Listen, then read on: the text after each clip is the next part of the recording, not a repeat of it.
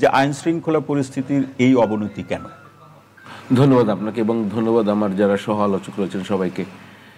কেন এই প্রশ্নটির জবাব দেওয়া আমার জন্য কঠিন, তবে কেন এটা সরকারের দিক থেকে বলা হচ্ছে, যেমন আপনি একটু আগেই বলছেন যে আসিফ নজরুল সাহেব বলেছেন যে পতিত স্বৈরাচাররা এখানে বিনিয়োগ করছে, টাকা আনছে। এটা স্বরাষ্ট্র উপদেষ্টা গত রাতে মধ্যরাতের যে ঐতিহাসিক আপনার সংবাদ সম্মেলন করলেন আমার সাংবাদিকতা জীবনে রাত 3টায়, হ্যাঁ মধ্যরাত বলাও ঠিক হবে, লেট নাইট।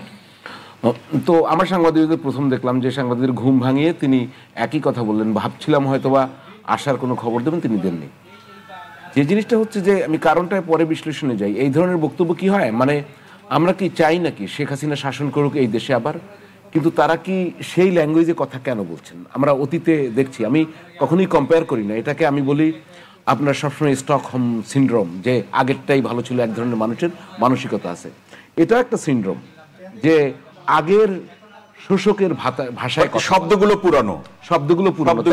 তাহলে আমি যদি এখন ধরেন যদি আওয়ামী লীগের পতিত আওয়ামী লীগের সেই সমস্ত সন্ত্রাসী গ্রুপকে অর্থায়ন করে আপনার যদি এখানে এই আইন শৃঙ্খলা পরিস্থিতির অবনতি ঘটানো হয়, আসিফ নজরুল সাহেব এবং স্বরাষ্ট্র উপদেষ্টা যে কথাটা বলেছেন, তো তাদেরকে চিহ্নিত করে গ্রেপ্তারের জন্যই তো আপনাদের এখানে বসানো হয়েছে। এই দায় দেওয়ার জন্য, অর্থাৎ এক ধরনের আরেকজনের ঘাড়ে চাপিয়ে দেওয়ার জন্য আপনাদেরকে বসানো হয়নি।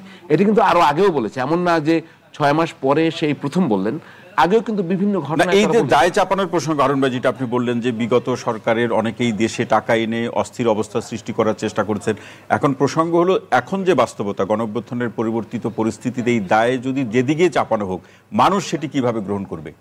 দায় চাপানোর বিষয়টা যদি দায়, আমি বলছি যে দায় থাকতেই পারে, কিন্তু সেটা তো দেখার দায়িত্ব আপনার, আপনি তো সেই দায়িত্বে আছেন। এখন সাধারণ মানুষ যেটা বলে, ওই যে আমি একটু আগেই বললাম যে তারাও যা বলতো এরাও তো তাই বলে, তাহলে আমি পরিবর্তনটা কোথায় পেলাম?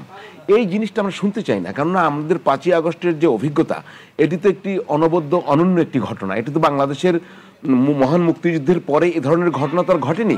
সেই ঘটনার পর যদি আমরা এই ধরনের কথা শুনতে পাই, তাহলে কি আমরা খুব ব্যথিত হব না? ব্যথিত হচ্ছে না শহীদের আত্মা, যারা মারা গেছেন, যাদের জীবন দিয়েছেন এই আন্দোলনে? নাম্বার সেকেন্ডে আমি আসি, এটা হচ্ছে ব্যর্থ মানুষরা সবসময় অন্যের দিকে দায় দিতে চায়, এবং এটা তো খুব প্রচলিত প্রবাদই আছে, নাচতে না জানলে উঠান বাঁকা। মানে এই জায়গাটা কিন্তু তৈরি হচ্ছে। আপনি দেখেন আমাদের আসিফ নজরুল সাহেব আগে খুব কথা বলতেন, এখন কিন্তু কমছে, কিন্তু আবার হঠাৎ করে উনি জ্বলে ওঠেন। যে জ্বলে ওঠা আমাকে কখনোই আকর্ষণ করে না। আমাকে আসলে এক ধরনের বিবমিশা শব্দটা আমি প্রয়োগ করতে চাই, যে আপনি আমার নিরাপত্তা দিতে পারছেন না। গত রাতেই তো একটা রাত হলো, গত রাতে কি ঘটেছিল? আমরা সাংবাদিকরা কেউ ঘুমাইনি আসলে। উনি যে 3টায় প্রেস কনফারেন্স দেখেছেন, তখন আমরা ঘুমাইনি, কারণ ভিডিও ভাইরাল হচ্ছিল। আপনি দেখছিলেন যে বনশ্রীর যে ঘটনা এবং কি পরিস্থিতি থেকে কুপিয়ে কয়েকজন মোটরসাইকেল আরোহী, এটা তো নতুন না। তারপরে একই সঙ্গে কিন্তু ওই সময় মোহাম্মদপুরের আরেকটি ঘটনার কথা শোনা যাচ্ছে। ওই দিন সন্ধ্যাবেলা, ওই সন্ধ্যাবেলায় কিন্তু আবার শঙ্কর এলাকায় মাইকে আপনার মানুষ ভীত হয়ে যে ডাকাত আসতে পারে, আপনারা বেরিয়ে আসুন। আমি আবারও বলছি যে এরপরে কিন্তু আরও একটি বাসাবো এলাকায় কিন্তু সকালবেলা, আজকে গত সকালেও কিন্তু আরেকটি ঘটনা ঘটছে। সেখানে অবশ্য আপনার ওই ছিনতাই চেষ্টার মানুষ কিন্তু ধরে ফেলেছে।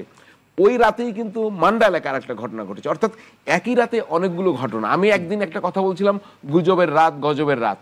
যেমন যেদিন প্রফেসর মোহাম্মদ ইউনুস যখন দোভাসে গিয়েছিলেন, তখন সবাই যেরকম একটা পদত্যাগের গুজবে সারা রাত ঘুমোতে পারিনি গুজবে, তেমনি ওই দিন গুজব না, গত রাতটা ছিল আপনার সত্যিকারের ঘটনায় মানুষ আতঙ্কিত হয়ে পড়েছে। সেই জিনিসটাকে অ্যাড্রেস করেন। আপনি মধ্যরাতে রাত 3টায় একটা প্রেস কনফারেন্স থেকে কি বললেন, যে তাদের ঘুম হারাম করে দেবেন। তো ঘুম হারাম করে দেবেন, আমাদের ঘুম তো হারাম করে দিয়েছে। তো আপনি কি করছেন? আমাদের মানে কি সাধারণ মানুষ? আমি ধরেন মানে কি আগে বলতে আমি আমার জায়গার কথা বলছি, যে আমি কিন্তু রাত 3টায় বের হয়ে যেতাম। আমার বাসাটা কলাবাগান এলাকায়, যে কোনো প্রয়োজনে আমি ল্যাব এইডের সামনে চলে যেতাম, আপনার স্কয়ার হাসপাতালের সামনে চলে যেতাম, আমি কোনো ভয় পেতাম না। কিন্তু এখন আমি ভয় পাই। মানুষের ভিতরে নিরাপত্তা সেন্সটা যখন আপনি নিয়ে নেবেন, দুটো জিনিস এখানে ঘটে। একটা হচ্ছে ঘটনা তো ঘটছে, আর একটা হচ্ছে মানুষের ভিতরে সে নিরাপত্তার অভাব বোধ করছে। এটি যখন তৈরি হয়, এটা কিন্তু ব্যাক করাইতে অনেক বেশি সময় লাগবে আপনাকে, বেশি সময় লাগবে। আর একটা জিনিস আমি শেষ করি, যে পুলিশের যে নৈতিক জায়গাটা, সেটির উত্থান আমরা ঘটাতে পারছি না। যার ফলে কিন্তু আপনি অপারেশনগুলো ঠিক মতো দেখতে পাচ্ছেন। জি, কারণ তো 7 মাস চলছে, এই 7 মাসে সে যে ধরনের ব্যবস্থাগুলো নিয়েছে, অপারেশন ডেভিল হান্ট সহ আরো যে অভিযানগুলোর কথা আমরা জানি, বা অপারেশন তো ডেভিল হান্ট চলছে, কিন্তু পরিস্থিতির কতটা বদল হচ্ছে, যেটি সাংবাদিক হারুন রশিদ ভাই বলছেন যে সাধারণ মানুষের আতঙ্ক কিন্তু ক্রমান্বয়ে বাড়ছে, বিশেষ করে নাগরিক নিরাপত্তার প্রশ্নে। কি বাংলাদেশ চাই, আমি একটু অ্যাড করতে চাই ওটার সাথে, নারীর চলাফেরা আক্রমণের থেকেও আমরা প্রতিরোধ চাই, মানে শুধু ডাকাতি ছিনতাই না করে। একটা হচ্ছে যে এই ধরনের একটা বিরাট পরিবর্তন তো এসছে, পরিবর্তন তো আবার খুব সময় নিয়ে আসে নাই, অনেকটা আকস্মিক এসেছে। তো এইরকম যখন একটা অসম্ভব শক্তিশালী স্বৈরাচারী একটা জগদ্দল পাথর ছিল, সেটা যখন সরে গেল, বিরাট একটা ভ্যাকুয়াম তো তৈরি হয়েছে, এটা তো স্বাভাবিক। তো সেই ভ্যাকুয়ামটাকে নিয়ে কাজ করার জন্য আমরা আসলে সময় দিয়েছি কিনা সেটা একটা প্রশ্ন। কেননা যারা আমাদের এই যে আইন শৃঙ্খলা রক্ষাকারী বাহিনী আছেন, তারা কি আসলে সক্ষমতা, তাদের উপর কি আমরা নির্ভর করতে পারি, এটাও এখন আমরা স্পষ্ট হচ্ছে না, তারা তাদের সক্ষমতা আছে কিনা। এমন কি লক্ষণ দেখছেন যে কারণে মনে হচ্ছে নির্ভর করা যায় না? মানুষজনের যখন একটা বিপদ হচ্ছে, এই যে এতগুলো মারামারি, এত কিছু হচ্ছে, দেখতে চায় বা কি দেখে সেটা জানি না, দেখছেন, তার মানে কি তারা কেন এগিয়ে আসছেন না? না আসলেই তো মানুষ ভরসা করতে পারে না। তা আমার যেটা মনে হয়, এই যে বিশ্বাস আর ভরসার জায়গাগুলো শক্ত করতে হবে, তাহলে সম্ভব এদের সাথে নিয়ে কাজ করা। আর এখানে রাজনৈতিক দলগুলোকেও কিন্তু ইনভলভ করতে হবে, এই যে আলোচনা, পুলিশের সাথে বসা, কথা বলা। আমি একটু যোগ করি, সেটা রাজনৈতিক দলগুলোর পক্ষ থেকে সরকারকে যে সহযোগিতার প্রশ্ন, সেটি তো আমরা ক্রমাগত কিন্তু জনগণের কাছে আসছে সবসময়, ওই জায়গাগুলো ক্লিয়ার করতে হবে। এরা আমাদেরই মানুষ, আমাদের নিরাপত্তার জন্য, দেশের জন্য কাজ করছে কিনা সেই জায়গাগুলো স্পষ্ট। মানে এই পর্যায়ে একটু ছোট্ট করে শুনতে চাই, যারা অপরাধ করছেন, পরিস্থিতি অস্থির অবস্থা সৃষ্টি করছেন বা নিরাপত্তা সংকট তৈরি করছেন, একটা হচ্ছে যে মোটা দাগে তারা অপরাধী, কিন্তু এর বাইরে তাদের আর কোনো পরিচয় আপনার চোখে পড়ছে কি?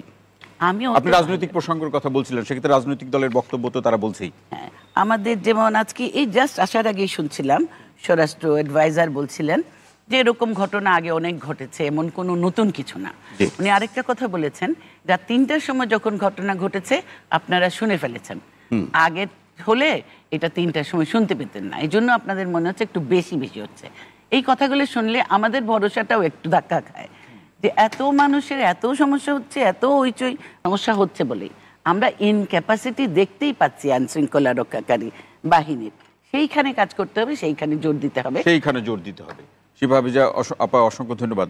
অ্যাডভোকেট হাসান তারিক চৌধুরী, আসতে চাই, আলোচনা যতটুকু এগিয়েছে এভাবেই আমি প্রশ্নটি আপনার কাছে রাখছি, যে আইন শৃঙ্খলা বাহিনীও বলছে, সাধারণ মানুষের মধ্যে থেকে বক্তব্য হচ্ছে, আপনারা যারা আইনজীবী আছেন তারাও বলছেন যে এই পরিবর্তিত পরিস্থিতিতে শীর্ষ পর্যায়ে সন্ত্রাসী বা অভিযুক্ত ব্যক্তিদের যখন জামিন তারা পেলেন, আইনগত প্রক্রিয়ার মধ্যে দিয়ে জামিন পেলে তো আসলে সেখানে আর বলার কিছু থাকে না, কিন্তু আইনজীবী একটি অন্যতম কারণ। ধন্যবাদ আপনাকে এবং শুভেচ্ছা আমার সমস্ত সহ আলোচকদেরকে। আসলে আমাদের দেশের এখনকার যে পরিস্থিতি, এটার ক্রাইসিসটা তো জুডিশিয়ারির না, ক্রাইসিসটা পলিটিক্যাল, এটা আমাদেরকে বুঝতে হবে। আমরা পলিটিক্যাল ক্রাইসিসের দায় জুডিশিয়ারির উপর অনেক মানে চাপিয়ে দিচ্ছি। না, চাপিয়ে মানে যতটুকু সম্পৃক্ত তার প্রেক্ষাপটে বোঝার চেষ্টা করা, এবং এই সম্পৃক্ততা তো অবশ্যই আছে, কারণ আমাদের রাষ্ট্র কাঠামো এখন যে জায়গায় আছে, আমরা তো বুঝতে পারছি যে টোটাল সিভিল অ্যাডমিনিস্ট্রেশন এবং মিলিটারি অ্যাডমিনিস্ট্রেশন বোথ, দুই অ্যাডমিনিস্ট্রেশনের একটা ফেইলিউর আমাদের সামনে খুব পরিষ্কার। এবং যারা অ্যাডমিনিস্ট্রেশনে বসে আছেন বা যারা অন্তর্বর্তীকালীন সরকারের দায়িত্বে আছেন, তারা যে ভাষায় কথা বলছেন সেই ভাষাটা হলো স্বৈরশাসনের আমলে আমরা দেখেছি। ফ্যাসিবাদের খুব নাম করা সাংবাদিক ছিলেন